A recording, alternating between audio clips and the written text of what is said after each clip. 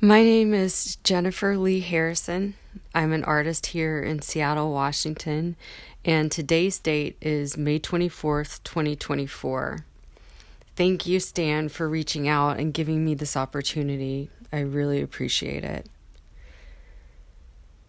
There is a visual place of struggle and violence in my work that is subtle, but the boards I paint on carry a psychic load and a story. My paintings also house freedom, play, and lightheartedness.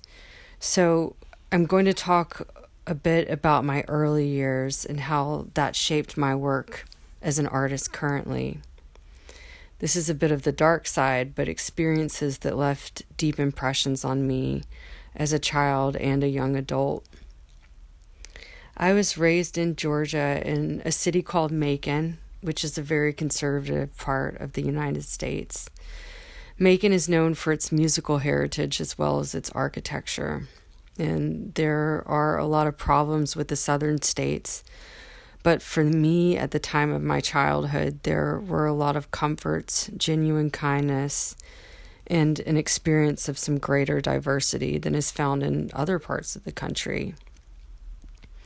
I grew up on 20 acres of land and spent a lot of time outdoors, playing in the woods and feeling close to nature. This was all very magical and a great place for imagination. We were not glued to our phones, and handwritten letters were still a thing. When I was in high school, we started the first year of women's soccer in the city. This was in the 90s. Before that, there was no place for girls to play competitively. My twin sister and I both ran for Junior Olympics and did quite well. Going off to the university, the subject of feminist philosophy really transported me.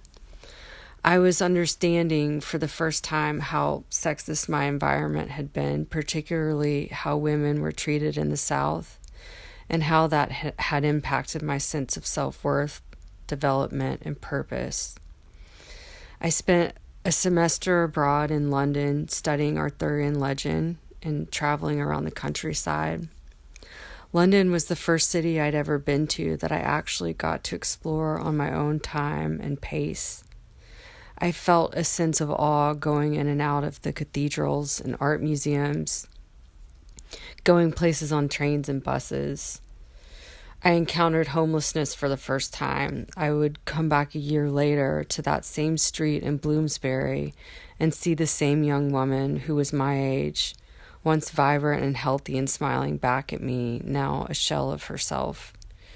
She was clearly starving and most intensely hopeless. Back in the States, I managed a women's shelter on the weekends and answered calls for the local crisis line. We would meet women at the hospital and be with them while they underwent rape kit examinations, and then we would return back to the shelter with them. Women who were in domestic violence situations lived in the home, sometimes with their children. The police were not even privy to our location because some of the women who came to the shelter were victims of police officers.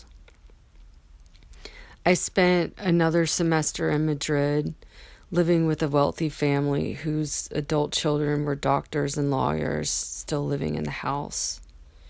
And toward the end of my stay, I came home one day to find the housekeeper on the floor crying.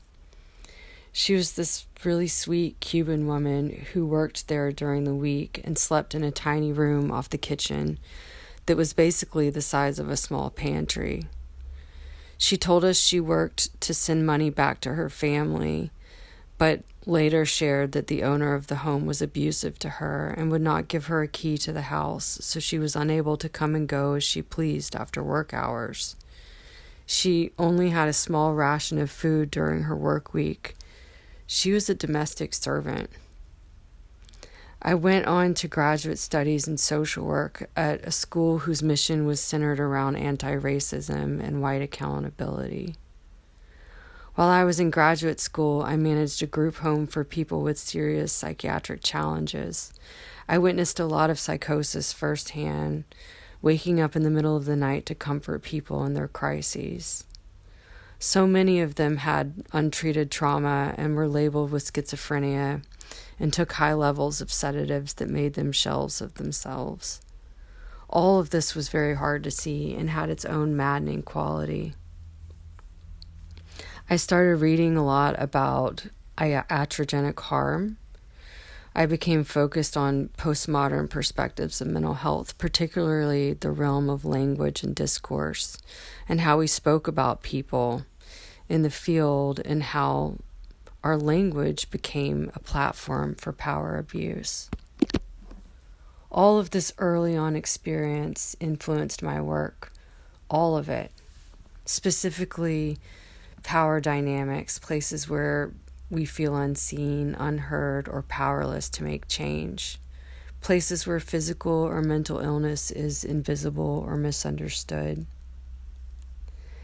I became a somatic therapist and got very interested in the body as a source of healing and movement, as well as an unending wisdom source for play and liberation. This too is incorporated into my images.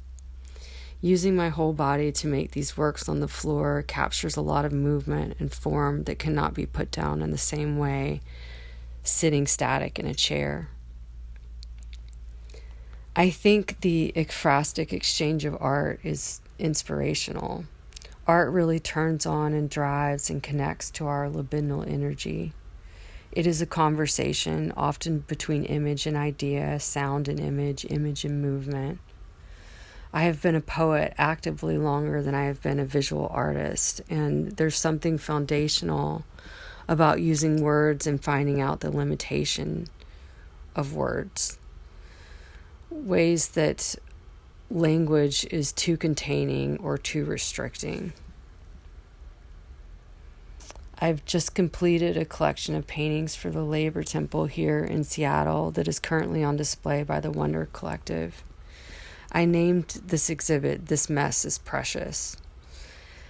The Labor Temple historically is a place that labor unions used to gather here in Seattle. And while this body of work focuses on the fragmentation and integration of the psyche and how that translates into visual form, I also thought a lot about labor, the cost of getting these materials delivered by freight, the cost of being an artist, the physical labor involved, and the challenges with representation and appreciation.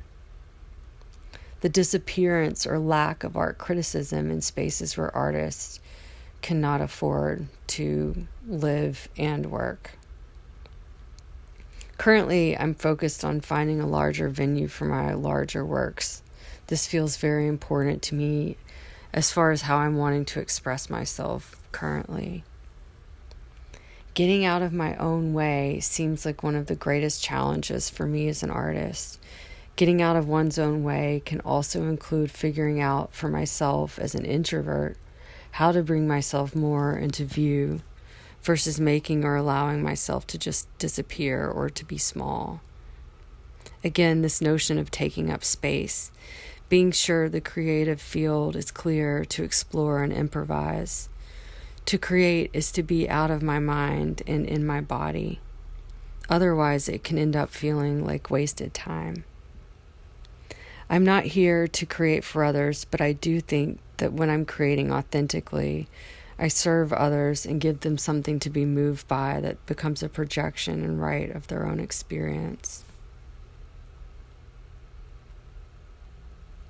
Another big challenge for me is an artist is not feeling free enough, not having enough space or time to create at the magnitude and level I feel called to create. I think holding off on trying to study other artists' work served me well. It's not the path for everyone, but not going to school for art has allowed me to pull from the deeper parts of myself that feel and are more organic and authentic. I also value greatly artists that are trained. It simply is not my personality or my path. When I first started considering taking painting seriously, I had someone tell me, "You should focus on your music." When I was a kid, I was told, "Your sister got the art gene."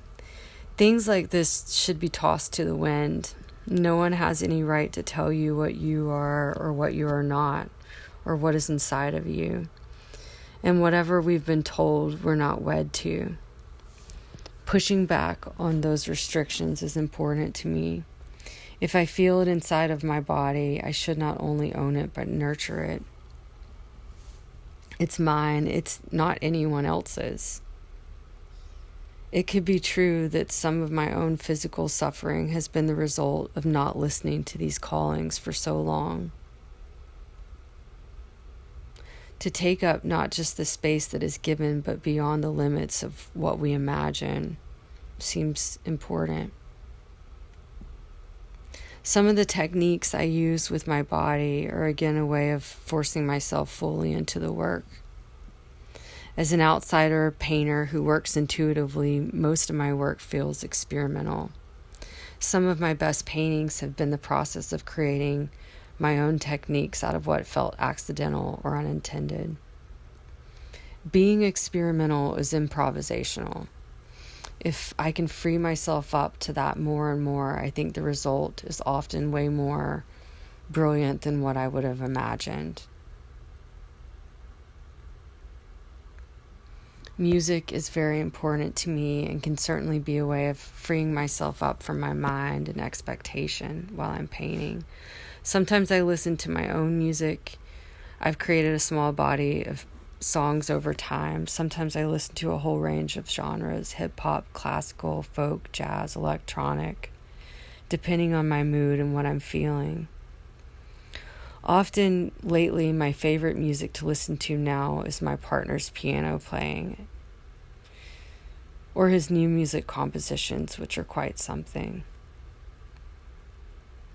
We all have such a unique way of responding to art.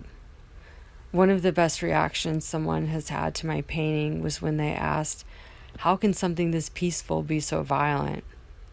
This is so true about my work, that it houses both in the same image.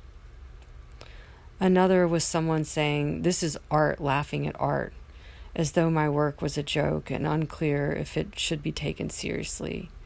That edge feels good to me, or yet when I hear someone say, "I've been walking around all night looking at art, and this is the first piece that has spoken to me." I do understand that. My work speaks to me, and I know what it feels like to walk around looking for something to speak to you.